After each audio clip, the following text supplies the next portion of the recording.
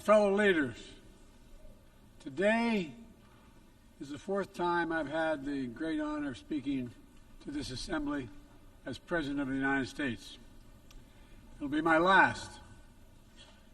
I've seen a remarkable sweep of history. I was first elected to office in the United States of America as a U.S. Senator in 1972. Now, I know I look like I'm only 40. I know that. I was 29 years old. Back then, we were living through an inflection point, a moment of tension and uncertainty. The world was divided by the Cold War. The Middle East was headed toward war. America was at war in Vietnam. At that point, the longest war in America's history. Our country was divided and angry, and there were questions about our staying power and our future. But even then, I entered public life not out of despair, but out of optimism. The United States and the world got through that moment. It wasn't easy or simple, without significant setbacks. But we go on to reduce the threat of nuclear weapons through arms control, and then go on to bring the Cold War itself to an end. Israel and Egypt went to war, but then forged a historic peace. We ended the war in Vietnam. The last year in Hanoi, I met with the Vietnamese leadership. We elevated our partnership to the highest level. It's a testament to the resilience of the human spirit and the capacity for reconciliation. That today the United States and Vietnam are partners and friends. And it's proof that even from the horrors of war, there's a way forward. Things can get better. We should never forget that. I've seen that throughout my career. In the 1980s, I spoke out against apartheid in South Africa. And then I watched the racist regime fall. In the 1990s, I worked to hold Milosevic accountable for war crimes. He was held accountable. At home, I wrote and passed the Violence Against Women Act to end the scourge of violence against women and girls, not only in America, but across the world, as many of you have as well. But we have so much more to do, especially against rape and sexual violence as weapons of war and terror. We were attacked on 9/11 by al-Qaeda and Osama bin Laden. We brought him justice. Then I came to the presidency at another moment of crisis and uncertainty. I believed America had to look forward. New challenges, new threats, new opportunities were in front of us. We need to put ourselves in a position to see the threats, to deal with the challenges, and to seize the opportunities as well. We need to end the era of war that began on 9/11. As Vice President to President Obama, he asked me to work to wind down the military operations in Iraq, and we did, painful as it was. When I came to office as president, Afghanistan had replaced Vietnam as America's longest war. I was determined to end it, and I did. It was a hard decision, but the right decision. 4 American presidents had faced that decision, but I was determined not to leave it to the 5th. It was a decision accompanied by tragedy. 13 brave Americans lost their lives, along with hundreds of Afghans in a suicide bomb. I think those lost lives, I think of them every day. I think of all the 2,461 U.S. military deaths over a long 20 years of that war. 20,744 American servicemen wounded in action. I think of their service, their sacrifice, and their heroism. I know other countries lost their own men and women fighting alongside us. We honor their sacrifices as well. To face the future, I was also determined to rebuild my country's alliances and partnerships to a level not previously seen. We did just that, from traditional treaty alliances to new partnerships like the Quad with the United States, Japan, Australia, and India. I know many look at the world today and see difficulties and react with despair, but I do not. I won't. As leaders, we don't have the luxury. I recognize the challenges from Ukraine to Gaza to Sudan and beyond. War, hunger, terrorism, brutality, record displacement of people, a climate crisis, democracy at risk, strains within our societies, the promise of artificial intelligence and its significant risk. The list goes on. But maybe because all I've seen and all we have done together over the decades, I have hope. I know there is a way forward. In 1919, the Irish poet William Butler Yeats described a world, and I quote, "where things fall apart, the center cannot hold, mere anarchy is loosed upon the world," end of quote. Some may say those words describe the world not just in 1919, but in 2024. But I see a critical distinction. In our time, the center has held. Leaders and people from every region and across the political spectrum have stood together, turned the page. We turned the page on the worst pandemic in a century. We made sure COVID no longer controls our lives. We defended the UN Charter and ensured the survival of Ukraine as a free nation. My country made the largest investment in climate, clean energy, ever anywhere in history. There will always be forces that pull our countries apart and the world apart. Aggression, extremism, chaos, and cynicism. A desire to retreat from the world and go it alone. Our task, our test, is to make sure that the forces holding us together are stronger than those that are pulling us apart. That the principles of partnership that we came here each year to uphold can withstand the challenges. That the center holds once again. My fellow leaders, I truly believe we're at another inflection point in world history, where the choices we make today will determine our future for decades to come. Will we stand behind the principles that unite us? Will we stand firm against aggression? Will we end the conflicts that are raging today? Will we take on global challenges like climate change, hunger, and disease? Will we plan now for the opportunities and risk of a revolutionary new technologies? I want to talk today about each of these decisions and the actions, in my view, we must take. To start, each of us in this body has made a commitment to the principles of the UN Charter to stand up against aggression. When Russia invaded Ukraine, we could have stood by and merely protested. But Vice President Harris and I understood that that was an assault on everything this institution is supposed to stand for. And so, my direction, America stepped into the breach, providing massive security and economic and humanitarian assistance. Our NATO allies and partners in 50-plus nations stood up as well.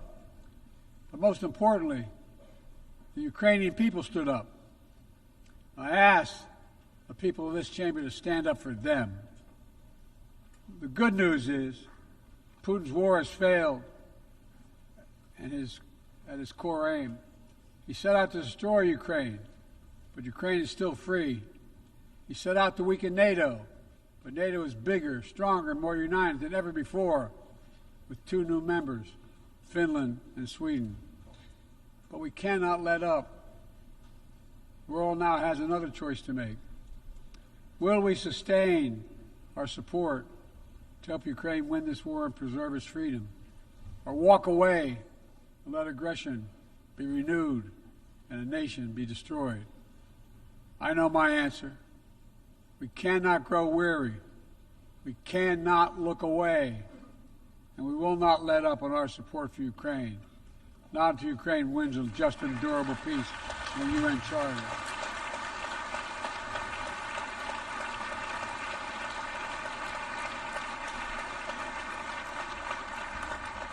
We also need to uphold our principles as we seek to responsibly manage the competition with China so it does not veer into conflict. We stand ready to cooperate on urgent challenges for the good of our people and the people everywhere. We recently to resume cooperation with China to stop the flow of deadly synthetic narcotics. I appreciate the collaboration. It matters for the people of my country and many others around the world. On matters of conviction, the United States is unabashed, pushing back against unfair economic competition, against military coercion of other nations in the South China Sea, in maintaining peace and stability across the Taiwan Straits, in protecting our most advanced technologies so they cannot be used against us or any of our partners. At the same time, we're going to continue to strengthen our network of alliances and partnerships across the Indo-Pacific. These partnerships are not against any nation. They're building blocks for a free, open, secure, and peaceful Indo-Pacific. We're also working to bring greater measure of peace and stability to the Middle East. The world must not flinch from the horrors of October 7th. Any country would have the right and responsibility to ensure that such an attack can never happen again. Thousands of armed Hamas terrorists invaded a sovereign state, slaughtering and massacring more than 1,200 people, including 46 Americans, in their homes and at a music festival. Despicable acts of sexual violence, 250 innocents taken hostage. I've met with the families of those hostages. I've grieved with them. They're going through hell. Innocent civilians in Gaza are also going through hell. Thousands and thousands killed, including aid workers. Too many families dislocated, crowding into tents, facing a dire humanitarian situation. They did not ask for this war that Hamas started. I put forward with Qatar and Egypt a ceasefire and hostage deal. It's been endorsed by the UN Security Council. Now is the time for the parties to finalize its terms, bring the hostages home, and secure security for Israel and Gaza free of Hamas' grip, ease the suffering in Gaza, and end this war. On October 7th,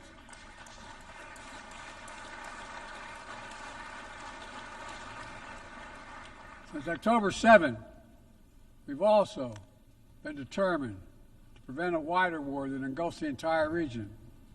Hezbollah, unprovoked, during the October 7th attack, launching rockets into Israel. Almost a year later, too many on each side of the Israeli-Lebanon border remain displaced.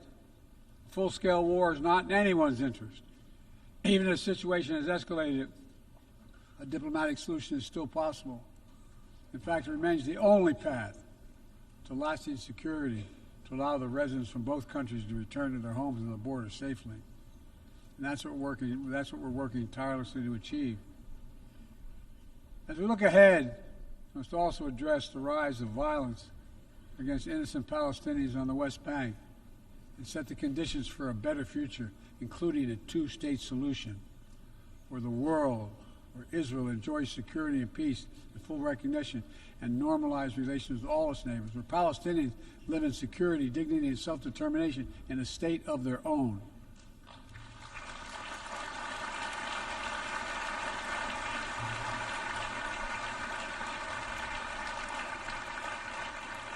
Progress toward peace will put us in a stronger position to deal with the ongoing threat posed by Iran. Together we must deny oxygen to its terrorist proxies, which have called for more October 7th and ensure that Iran will never, ever obtain a nuclear weapon. Gaza is not the only conflict that deserves our outrage. In Sudan, a bloody civil war unleashed one of the world's worst humanitarian crises. 8 million on the brink of famine. Hundreds of thousands already there. Atrocities in Darfur and elsewhere. The United States has led the world in providing humanitarian aid to Sudan. And with our partners, we've led diplomatic talks to try to silence the guns and avert a wider famine. The world needs to stop arming the generals, to speak with one voice and tell them, stop tearing your country apart. Stop blocking aid to the Sudanese people. End this war now.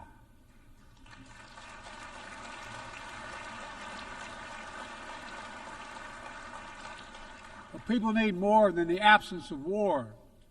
They need a chance to live in dignity. They need to be protected from the ravages of climate change, hunger, and disease. Our administration has invested over $150 billion to make progress in other sustainable development goals. It includes $20 billion for food security, and over $50 billion for global health. We've mobilized billions more in private sector investment. We've taken the most ambitious climate action in history. We've moved to rejoin the Paris Agreement on day one. And today, my country is finally on track to cut emissions in half by 2030.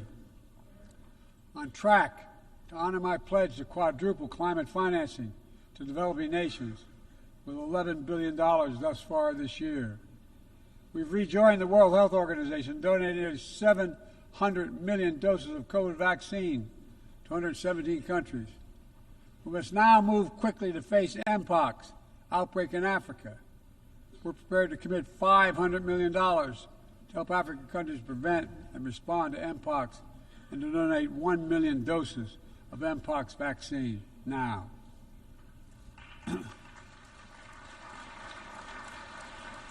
We call on our partners to match our pledge and make this a billion-dollar commitment to the people of Africa. Beyond the core necessities of food and health, the United States, the G7, and our partners have embarked on an ambitious initiative to mobilize and deliver significant finance to the developing world. We're working to help countries build out their infrastructure, to clean energy transition, to their digital transformation, to lay new economic foundations for a prosperous future. It's called the Partnership for Global Infrastructure and Investment. We've already started to see the fruits of this emerge in Southern Africa and Southeast Asia and in the Americas. We have to keep it going. I want to get things done together. In order to do that, we must build a stronger, more effective, and more inclusive United Nations. The UN needs to adapt and bring new voices and new perspectives. That's why we support reforming and expanding the membership of the UN Security Council.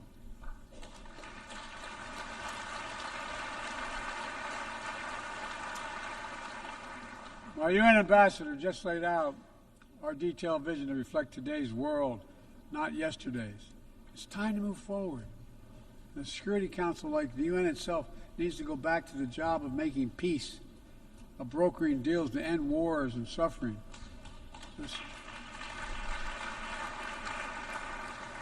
And to stop the spread of the most dangerous weapons, of stabilizing troubled regions in East Africa, from East Africa to Haiti, to Kenya-led mission that's working alongside the Haitian people to turn the tide. We also have a responsibility to prepare our citizens for the future. We'll see more technological change, I argue, in the next 2 to 10 years than we have in the last 50 years. Artificial intelligence is going to change our ways of life, our ways of work, and our ways of war. It could usher in scientific progress at a pace never seen before, and much of it could make our lives better.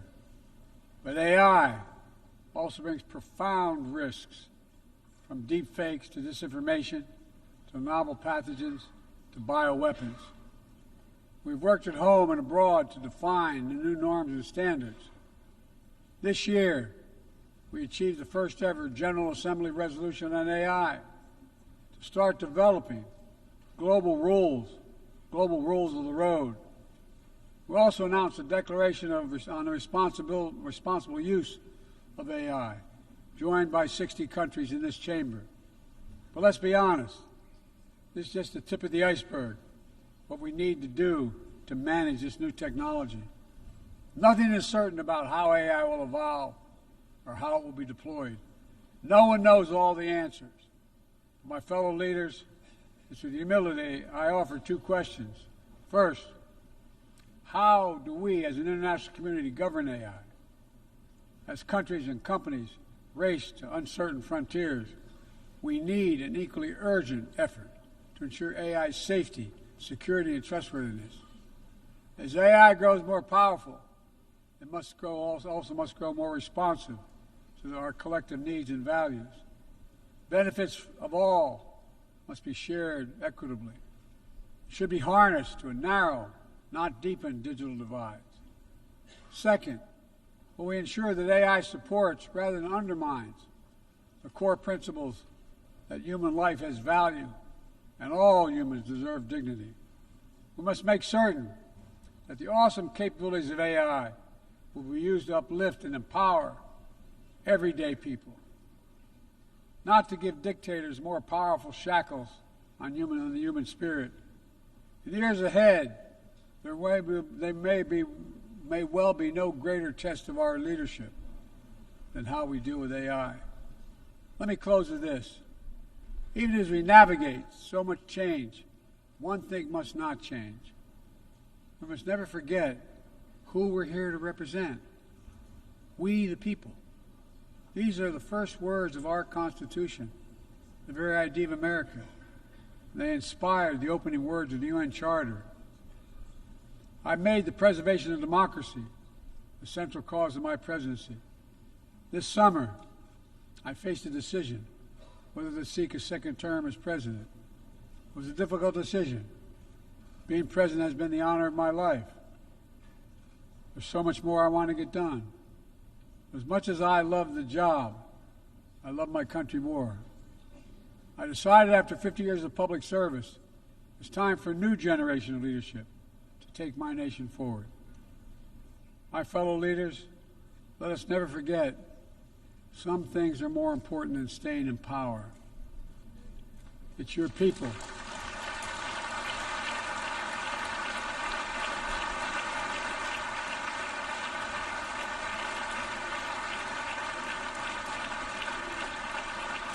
It's your people that matter the most. Never forget, we are here to serve the people, not the other way around. Because the future will be won by those who unleash the full potential of their people, to breathe free, to think freely, to innovate, to educate, to live and love openly without fear. That's the soul of democracy. It does not belong to any one country. I've seen it all around the world in the brave men and women who ended apartheid, brought down the Berlin Wall, fight today for freedom and justice and dignity. We saw it, that universal yearning for rights and freedom in Venezuela, where millions cast their vote for change that hadn't been recognized.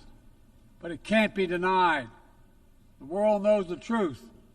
We saw in Uganda, LGBT activists demanding safety and recognition of their common humanity. We see in citizens across the world peacefully choosing their future. From Ghana to India to South Korea, nations representing 1/4 of humanity who will hold elections this year alone. It's remarkable, the power of we the people, that makes me more optimistic about the future than I've ever been. Since I was first elected to the United States Senate in 1972, every age faces its challenges. I saw it as a young man. I see it today. But we are stronger than we think. We're stronger together than alone. And what the people call impossible is just an illusion. Nelson Mandela taught us, and I quote, "It always seems impossible until it's done. It always seems impossible until it's done." My fellow leaders, there is nothing that's beyond our capacity if we work together. Let's work together. God bless you all, and may God protect all those who seek peace. Thank you.